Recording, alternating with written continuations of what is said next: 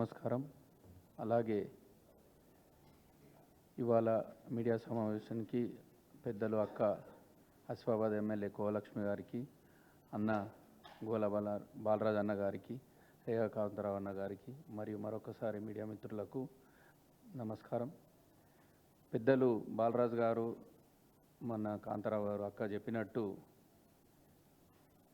వాళ్ళతోటి ఏకీభవిస్తూ ఇవాళ మేజర్గా మీరు ఎస్సీ ఎస్టీ సీట్లు గెలుచుకున్నారు కాంగ్రెస్. కానీ వాళ్ళ ట్రైబల్ మినిస్టరే లేకుండా చేశారు.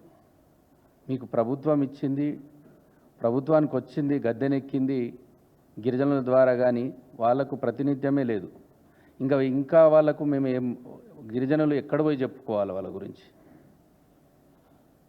అందుకనే ఈ ప్రభుత్వం మీకు అవకాశం ఇచ్చింది.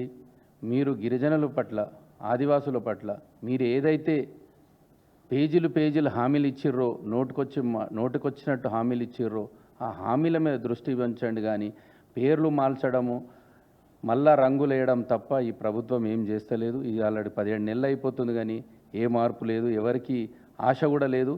ఇంత తొందరగా పోతే ఇంకా 3 సంవత్సరాలు ఎట్లా గడపాలనేది ప్రజలు ఊర్లలో గోస ఉచ్చుకుంటున్నారు. వర్షాలతోటి ధాన్యాలు తడిచిపోతున్నాయి. అసలు ఈ ప్రభుత్వం నడుస్తుందా, అసలు ఉందా అన్నట్టు కూడా ప్రజలు అయోమయంలో ఉన్నారు. అందుకనే ఈ ఊరికే హామీలు ఇచ్చి పేర్లు మార్చడం తప్ప మొట్టమొదటిగా ముందుగా మీరు చేయాల్సింది ఏంటంటే 17 నెలల పరిపాలన కూడా మినిస్ట్రీ ఎక్స్పాన్షన్ లేదు, ట్రైబల్ మినిస్టరే లేడు. ఇంత విచిత్రమైన పరిపాలన ఎక్కడ కూడా చూడలేదు, ఏ రాష్ట్రంలో కూడా ఉండదు. అందుకనే ఇప్పటికైనా కానీ ఇంకా మీకు టైం ఉన్నది. మీరు ఈ మాయమాటలు బంద్ చేసి ఏదైతే హామీలు ఇచ్చిర్రో ఈ హామీలు నెరవేర్చాలని చెప్పి మేము కోరుకుంటూ ధన్యవాదాలు.